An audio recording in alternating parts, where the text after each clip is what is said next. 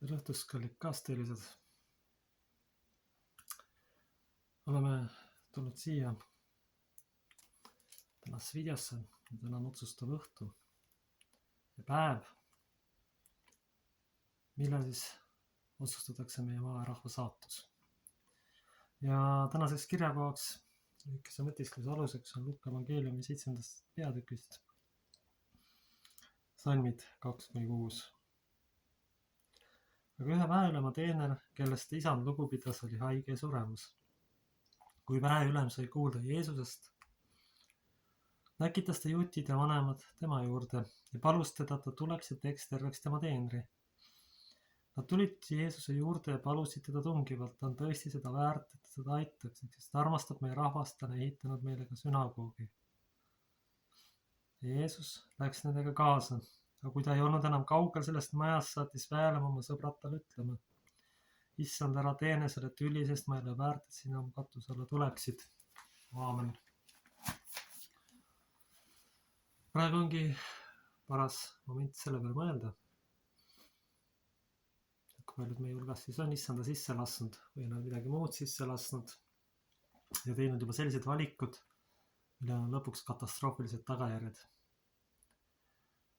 meie maa ja rahva jaoks, sellepärast et isegi ei kujuta ette, mis on globalistidel tegelikult lõpuks plaanis, nagu ma nagu ühes varasemas ütluses maininud, viia tagasi see maa ja rahvas tegelikult kiviaega pikas perspektiivis, et ise saaks mõnusalt elu edasi elada. Seda ei teha kohe ja praegu, vaid seda tehakse aastate halatute valede ja manipulatsioonidega. Nii kaua, kui on oma tahe saavutatud. Kõigepealt võetakse inimestelt osava manipulatsiooni ja meedia ajuloputusega mõtlemisvõime, reaalsustaju, vale ja ikkagi võimalike kuritegelike infooperatsioonidega üle maailma tõenäoliselt viiakse julmalt läbi ideoloogiat, mis on hävitav, destruktiivne. Me ei saa rääkida siin mitte mingisugust rohepöördest, vaid kui me analüüsime situatsioone ja olukordi, siis väga tõenäoliselt lähemas tulevikus inimeste elatustase kukub oluliselt, sest need võetakse ära kõik võimalikud võimalused, mida me praegu peame normaalseks, oskusliku manipulatsiooniga. Saab seda sellepärast teha, et paljude inimeste südametes ei ole Jumalat. Paljude inimeste jaoks on meedia Jumal ja kõik sealt tuleb võimalik vale ja pettus. Ja seda mitte ainult meie riigis. Selle tõttu ma kutsun kallid kaasteelised veel kord tegema hoopis teistsugused valikud ja Jumala eest mitte jätkama sellel kuristikku viival kursil, kus siis kohalikud globalistide käepikendused püüavad iga eest öelda, et just teine osapool tegeleb sellega, millega nemad tegelevad. Kui me seda tervikpilti üle maailma vaatame, siis on ilmselge, et korrupt seltsimehi on koolitanud endale ustavad jüngrid, kes siis nende agendat ellu viivad. Me ei saa seda tohi seda mitte mingil juhul ära unustada.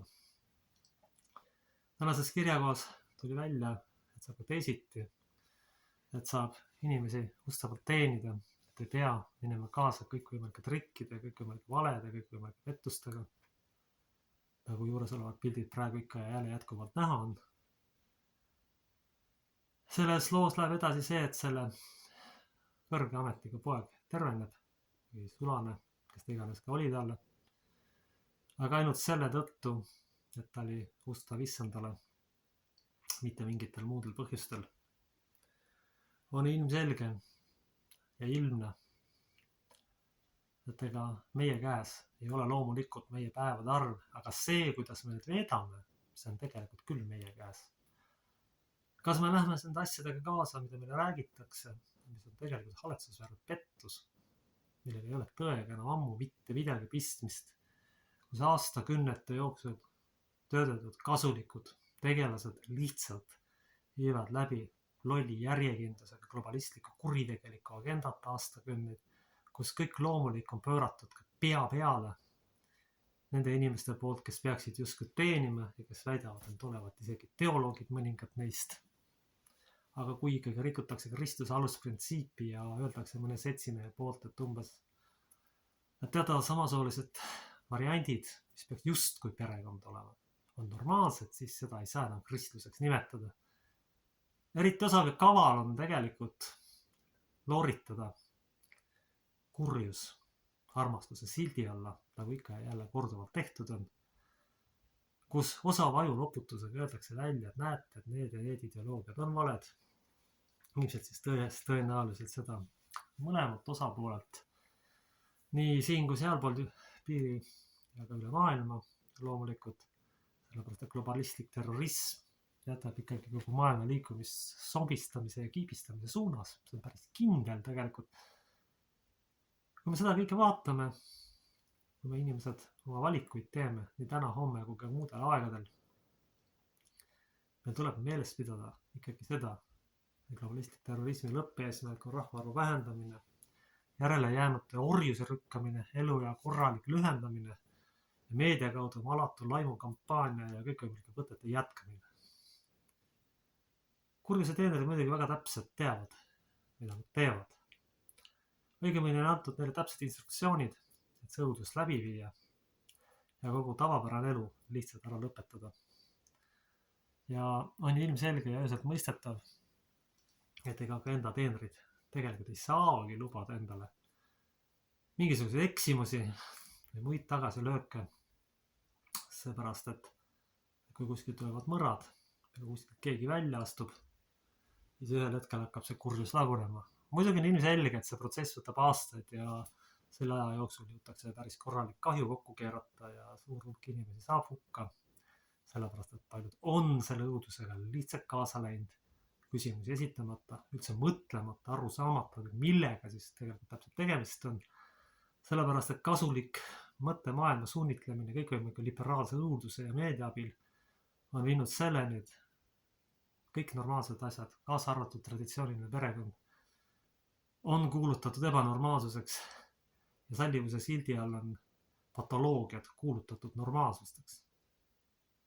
See ongi see, mida tegelikult need liberaalid, kes tegelikult on lihtsalt säästumarksistid liberaalse suunitlusega, kelle pole päris liberaalsusega mitte midagi pistmist, vaid kes on lihtsalt globalistliku terrorismi esindajad, mis liberaalsuse sildi all viivad ellu patoloogilisi Sodoma ja Gomorra väärilisi ideesid, isegi neid levitades teatud kohtadesse ja teatud piirkondadesse ja nimetatakse ennast siis teoloogideks kellegi poolt. Ja see ei ole ainult siin, see on üle maailma tendents. Ja milleni me siis lõpuks jõudnud oleme? Kui inimene liigub meediaruumis ja kui ta seda laiemalt jälgib, ja kui suhelda ka noorema põlvkonnaga, siis on ilmselge, et see globalistlik ideoloogia on ikkagi nii või teisiti nende südamesse ja maailmapilti sisse julmalt meedia kaudu toodud. Sest tegelikult liberaalne õudus püüab ikkagi julmalt valitseda, jõuliselt asju läbi viia. Seda ei saa kuidagi ära unustada. Sageli on vaja päris tugevat usku, et üldse ellu jääda, üldse aru saada, mis siin tegelikult siis toimumas on. Sellepärast, et paljud inimesed on lasknud ennast korralikult ära petta. Ära petta globalistlikul valel ja globalistlikul õudusel, mida siis aastakümned on juba vaikselt ühiskonnaga mürki sisse tilgutatud. Seda võiks öelda, et kõikidel tasanditel ja eriti just lääne tsivilisatsiooni riikides ja orjageeniga ustavad jüngrid loomulikult iga hinna eest proovivad seda järgida. Nad üldse küsigi, mis on normaalne rahvale tegelikult kaasa toob. Toob siis katastroofi, hävingu ja pikas perspektiivis välja suremise ja näljasurmad ja prügikasti ja kõik need muud toredad asjad, mida globalistid tegelikult autistliku agenda sildi all siis julmalt juurutavad oskusliku meediakampaania valega, võttes ära inimestelt inimväärse elu sisuliselt pikas perspektiivis, kui kaob ära ka transpordivõimalus. Inimesed lõpuks päris orjastatakse, sellepärast, et teatud uute tehniliste tehnoloogiate tootmine võimaldab need aparaate tõenäoliselt ainult valitud seltskondadele ustavatele jüngritele, listkodanikud peavad leppima kondi auru või rikkis vanade bussidega, nagu eelnevatel perioodidel ongi siin näha. Mitte millegi peale see kindel olla, vaesus, nälg, viletsus, paigalseis ja muu õudus tegelikult, mis jätkub ikka ja jälle on kindlasti selle grupi seltsimeeste unistus, milliseks ühiskond tegelikult muuta tahetakse. Ja kõige kurvem on see, et paljud ei märka seda. Paljude jaoks ikkagi justkui läheks elu veitsvalt edasi. Aga ma olen tänulik iga ühe eest, kes midagi tähele pannud on, kes on aru saanud, mis toimunud on ja vastavalt sellele ka valikut teinud ja ei ole selle globalistiku vale ja pettusega kaasa läinud, sõltumata sellest, mida siis toimetamas on või kas tal üldse ühiskonnas positsiooni on, sellepärast et ega paljud ka meie hulgast on tegelikult oma leiba ja muid asju kaotamas. Sellistes kriisiolukordades ja raskete valikute hetkedel tegelikult on niimoodi, et peaks ikkagi ustavalt Jumalat teenima. Ei saa niimoodi, nagu ajast aega on tehtud, et jätta valik tegemata, mis tegelikult on ka ju ikkagi pikas perspektiivis valik kui selline. Seepärast, et kui valimata jätame, siis me anname sisuliselt hääle globalistidele. See on ka igas elusituatsioonis, et kui me teatud asjadele vastu ei astu ja asju õigete nimedega nimeta, siis lõputel lõpuks mõistub kahut meile südametunnistus. Muidugi loomulikult grupi seltsimeeste unistus on see, et kõikide nende inimeste suu kinni panna, kes midagi julgevad globalistliku agenda vastu öelda või kes selle õudusega kaasa ei lähe, sest juhtivatest organitest on nad enamasti juba sellised vennad ammu välja söödud, sellepärast et globalistlik terrorism tahab ainult ustavad jüngerid, kes on pool mõtlemisvõimetud, sellepärast on ülikoolide valim ikkagi enamikel juhtudel juba toimumas, mitte intelligentsi järgi, vaid ikkagi ka dialoogilisel suunitlusel on päris suur tähtsus, mida aega edasi seda rohkem, kus tegelikult mingit mõttevabadust ei ole, kus on liberaalse õuduse räige juurtamine, mis on tegelikult sisuliselt vaimne pettus ja alatus, kus ennast dialoogiks nimetavad inimesed kiidavad heaks liberaalse õuduse ja kõikvõimalikud Soodoma ja Gomorra patud ja siis veel kristlaseks ennast nimetada on päris absurdne tegelikult. Sest kuskil pühakirjas ei ole öeldud, et teatud asjad on heaks kiidetud. Seda ei ole kuskil öeldud. See lihtsalt ei ole ühiskonnale jätkusuutlik. Ilmselt see ongi see põhjus, üks põhjusi vähemasti, miks seda ei ole tehtud, heaks kiitu antud sellele. Sellepärast, et tegemist on ikkagi patoloogiaga. Kui nüüd grupp seltsimehe seal normaalsuseks kuulutab, ei tähenda see, et see patoloogiline olemus, ütleme siis, kuidagi muutuks või see asja olemus ju ei muutu sellest. Õudus jääb ikkagi õuduseks, probleemid, valed, valud ja vaevad jäävad ikkagi samaks. Küsimus taandub lõpuks sellele, kas see inimene usaldab seda Jumalat või ei usalda või tegeleb mingite muude asjadega, mis ei olegi olulised, sest eriti halem vaadata neid, kes tegelikult ei olegi aru saanud, mis toimus on, kes kõige maise külge juba klammerduvad. Sest tegelikult lõputel lõpuks ei ole sellele kõigele enam tähtsust. Ühel hetkel ikka nii või teisiti on olukord muutumas ja praeguse provotseeriva poliitika jätkudes. Ma kardan küll on mõned aastate küsimus, kui ka siia kurjuse raudne rusikas ühel või teisel viisil jõuab. Ei saa sinna midagi teha. Ja ilmselge on see, et loomulikult tuleb ka kristlastel sellistes olukordades sõna võtta ja tõde välja öelda, kui ikkagi toimub ilmselge räige kristlike väärtuste jalgalla tallamine ühiskonnas ja asjade maskeerimine millekski muuks, kui ehkki seda ei ole, sallivuse sildi all tuuakse sisse igasugust õudust ja patoloogiaid, mis siis ühiskonna korralikult põhja lasevad, mis moraali, perekonna, ühiskonna jõudlus ära võtavad. Sellepärast, et lõppkokkuvõttes, kui me vaatame seda situatsiooni, siis on ilmselge ja ühiselt mõistetav, et väärtushinnangute ja pealepööramisega ja kõikide muude asjade on saavutatud olukord, kus enamik ühiskonna tegelikult tuleb otse välja muutumas varsti teovõimetuks, sellepärast, et nooremale põlvkonnale lähevad veel liberaalsed väärtused rohkem sisse kui vanemale. Ja siis need pseudoliberaalsed väärtused tegelikult, kus on sallimatus normaalsuse vastu, lõputel lõpuks pikas perspektiivis hävitavad ühiskonna. Ja siis oleks loomulikult vaja vaimset ja mentaalset ja füüsilist tervenemist. Sellepärast, et see on ilmselge ja mõistetav, et kui seda asja ei tule, siis varem või hiljem sünnib katastroof, varem või hiljem kukub see tsivilisatsioon, riik ja maja rahvas kokku. Varem või hiljem ei ole siin enam midagi, vahetatakse see välja. Seda tuleb meeles pidada nii täna, homme kui ka muudel päevadel. Annaks Jumal, et see liberaalne õudus jätkuks, aga selle rahva orjameelsust ja kõike muud arvestades ja teatud grupi seltsimeeste osavaid manipulatsioone tehniliste vahenditega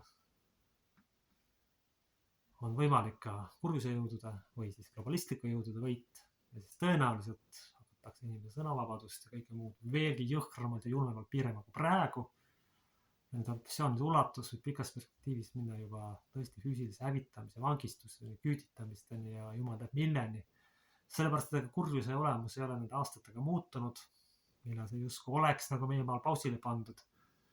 Kui inimesed annavad või kui teatud jõududel antakse teatud valik, siis ongi lõpuks vaja umbes sellist usku nagu selle kirjeldatud veapealikul. Et issand anna meile usku sellist. Meil on seda praegu väga vaja. Sest ikkagi see kahju, mis on suudetud juba praeguseks ühiskonnale tekitada, on kolossaalne ja mõõtmatu igas mõttes. See on selline arvude keeles väga raskesti hoomatav potentsiaali hävitamine tegelikult, mida on üldse tavakodanikul äärmiselt raske mõista, aru saada. Need numbrid on jõhkrad ja tuletavad tõenäoliselt juba triljonitesse aastakümnete jooksul tekitatud kahjud ja aastasadade jooksul globalistide poolt. Tänasel õhtul ja tänasel päeval ja ka muudel päevadel tuleb seda meenutada. Sellepärast, et kui valik langeb globalistide kasuks, siis võib ühel hetkel ikkagi tulla ka selliseid moosesalaseid olukordi, kus paljud talendikad tüübid võidakse suruda üldse ühiskonnast välja, kuna enamasti nende meelsus tegelikult ei kannata seda agendat välja, nad saavad liiga hästi aru, mis toimub. Sellepärast on võetudki poolantetud ja kasulikud idioodid juhtpositsioonidele, et saaks korralikult teostada oma terroristlikku paljaks varastamispoliitikat üle maailma. Nüüd meil on valik nii täna, homme kui ka muudel päevadel. Kelle me siis valime? Kas me valime Karabassi või me valime Jeesuse? Inimkonnal ongi muidugi rumal komme tegelikult valida ikkagi seda pigem seda Karabassi varianti. Ehk ise saab neil palju kehvem olla, ehk ise lõpuks siis saavad kõigest ilma, mis neile justkui kuuluma peaks. Ei, sellele keegi ei mõtle. Mõeldakse ainult mingitele hetkehüvedele, kellelegi katteta lubadustele või jumal teab millele. Keegi ei analüüsigi, mis toimumas on. Ei julgeta hõimata tervet pilti või kas ollaksegi üldse selleks võimelised, on muidugi ise küsimus. Arvestades seda, kui palju liberaalset õudust ühiskonda sisse on toodud. Seda me ei tea, milleni see siis lõpuks läheb. Meil on valikute aeg. Sest kui me nüüd jätkame samal kursil, siis pikas perspektiivis ongi meil lõpuks Sodoma ja Gomorra saatus. Ma ei saa olla siin optimistlik. Ma ei saa kellelegi öelda, valetada ja asju ilusamaks teha. Sellel ei ole mitte mingisugust mõtet tegelikult. Sellega ma petaksin ligimest jumalat iseennast, kui ma hakkaksin siin mingit ilusat juttu rääkima armuaegades, mis oleks tegelikult laus valetamine ja enesepettus. Väiksed asjad, väiksed detailid muutuvad pikka mööda, aega mööda. Loomulikult ei toimu kõik protsessid korraga, sest siis saadakse aru liiga paljud, mis toimumas on just väiksed nagu mürki sisse tilkutades ühiskonda liberaalse ja Sodoma Gomorraliku õudusega lagundades ongi globalistidel õnnestunud jõuda ühiskonnaga sinnani, kus ta parasjagu jõudnud on, ehk mannetuse, rollinihke ja muu õuduse perioodi. Ja sellises olukorras tegelikult aitabki tõepoolest ainult Jumala poole pöördumine, teatud olukordade lahtimõtestamine, arusaamine, mida meil on tarvis ja mida mitte, mis on tema tahtmine ja mis tegelikult ei ole tema tahtmine. Me teame väga hästi, et tegelikult puud tuntakse tema viljadest. Need kallid kaasteelised, andku Jumal meile oma vaimu väge ja õnnistust. Et me suudaksime aru saada, mis on tema tahtmine, mis ei ole ja mis on tegelikult labane, globalistlik pettus, laim ja kõiki maade rahvast järjest rohkem viletsuse poole lükkav õudus. Me peame seda mõtestama, küsima endalt, mis meile siis sobib ja mis siis sobi. Selle tõttu kallid kaasteelised, on meil väga vaja, nii täna eile on väga vaja, nii palju kui meile päevi antud on Jumala poolt, ikkagi talustav olla ja mitte minna kaasa kõikvõimalike õuduste, valede ja pettustega. Sellepärast, et tegelikult on ikkagi lootus ainult temas. Ja kui me seda tõeks elame, ükskõik siis, mis meiega juhtub või ükskõik kuhu globalistid meid tegelikult paisata võimad, sest tegelikult on kõik variandid juba võimalikud, sest ajalool on kombeks lihtsalt korduda, kuna inimkond tavaliselt mitte milleski, mitte midagi ei õpi. Praegu on aeg meeleparanduseks ja asjade ülevaatamiseks. Praegu on aeg olukordade lahti mõtestamiseks ja arusaamiseks, mida siis meil tegelikult õigupoolest on vaja ja mida siis tegelikult ei ole vaja. See ongi see aeg, kui me peaksime seda küsima, mis on ülearune, millele me peaksime oma järelenud päevad siis pühendama. Kas globalistide teenimisele või enda talentide jagamisele? See on see küsimus, mida iga üks meist kallid kaasteelised peaks endale esitama. See on see moment, mida ei saa ega tohi mitte mingil juhul ära unustada. Seepärast, et vastasel korral sünnib katastroof. Vastasel korral võib sündida Sodoma ja Gomorra. See on see, mida ma teile öelda tahan. Ja minu lühikese mõtiskelu lõpetuseks palume siis meie issand antud ja õpetatud sõnadega meie maa ja rahva issanda kätte. Meie isa, kes sa oled taevas, püüdsetud olgu sinu nimi. Sinu riik tulgu, sinu tahtmine sündigu, nagu taevas on ta ka maa peal. Meie igapäevast leiba anna meile tänapäev ja anna meile andeks meie võlad, nagu meiega andeks anname oma võlglastele. Ja palun ära sada meid kiusatusse, vaid päästa meid ära kurjast, sest sinu päralt on riik, vägi ja au igavesti. Aamen. Ja issand, anna meile andeks ka see, mida me oleme sinu nimel tegemata jätnud või teinud sinu tahte vastaselt. Aita meile andestada ligimestele ja iseendale. Aidaku see kõik sinuga rahu teha. Aamen.